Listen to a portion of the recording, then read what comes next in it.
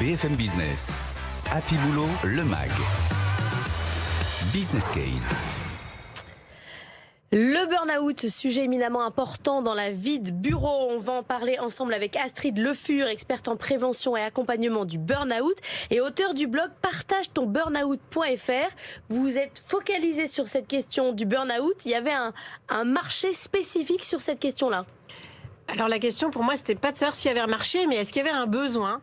Et donc en l'occurrence, c'est à peu près la même chose. Il y avait vraiment un manque pour les personnes à qui ça arrive, qui vivent un burn-out, pour trouver de l'information claire, savoir ce que c'est vraiment, parce qu'on entend beaucoup le mot, mais on ne sait pas vraiment ce qu'il y a derrière, et pour savoir comment rebondir quand ça nous arrive. On entend, je fais un burn-out pendant 1 heure, je suis débordée, je suis en burn-out. C'est une notion un peu plus précise que ça. Le burn-out, c'est quoi? Effectivement, le burn-out, c'est pas une fatigue passagère. C'est pas non plus une excuse de feignant pour rien faire ou un effet de mode, j'ai pu entendre ça.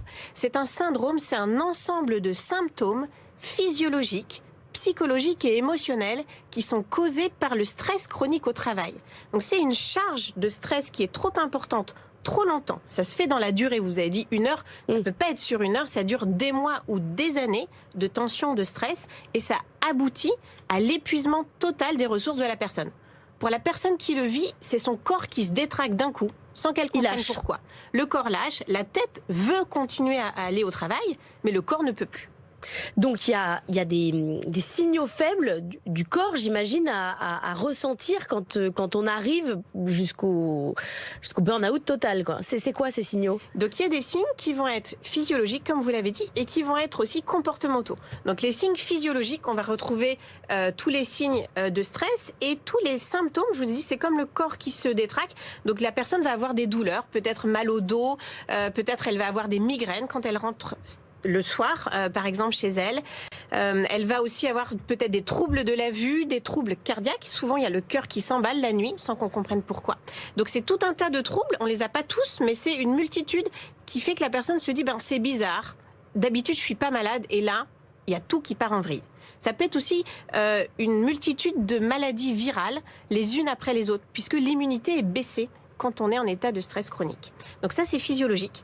Et comportementaux, la personne va être plus irritable, plus colérique, ou va avoir tendance à s'isoler, à se retirer du groupe. Ça fait partie de symptômes comportementaux qu'on peut voir.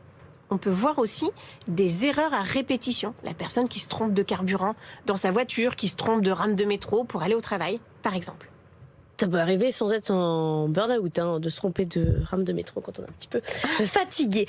Du coup, on a l'impression que quand on est dans cette situation-là, on doit s'arrêter totalement d'un coup. On peut pas juste ralentir. Alors, c'est une très bonne question que vous me posez.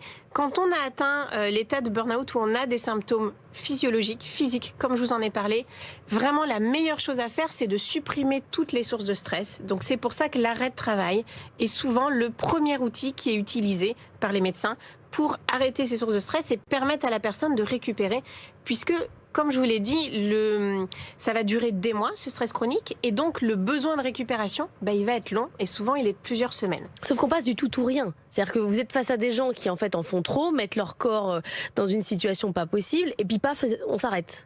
C'est ça. Et souvent, d'ailleurs, pour les collègues, c'est une chaise qui est laissée vide sans qu'on comprenne pourquoi. Et souvent, parce que ce sont des gens qui vont en faire beaucoup, qui vont beaucoup se donner, les gens autour ne vont pas comprendre, vont se dire mais pourquoi lui, pourquoi elle? Je pensais pas que ça pourrait arriver à cette personne-là. Parce qu'on a tendance à penser que c'est une maladie de faibles. C'est les personnes les plus faibles qui vont s'aider. Or, ce sont les forts, ce sont ceux qui ne s'écoutent pas et qui vont au bout de leurs limites, qui sont les premières personnes à risque de burn-out. Donc on s'arrête souvent de travailler, on est suivi, etc. et on revient.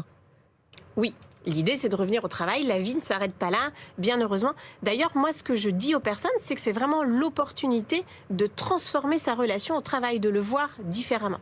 Donc préparer son retour au travail, c'est vraiment important parce qu'il y a des risques de rechute si on ne sait pas poser les bonnes questions. Qu'est-ce qui fait qu'on en est arrivé là? Qu'est-ce qui fait dans notre relation au travail qui fait qu'on s'est épuisé? Et qu'est-ce qu'il y a dans notre environnement de travail qui a causé cet état de stress chronique?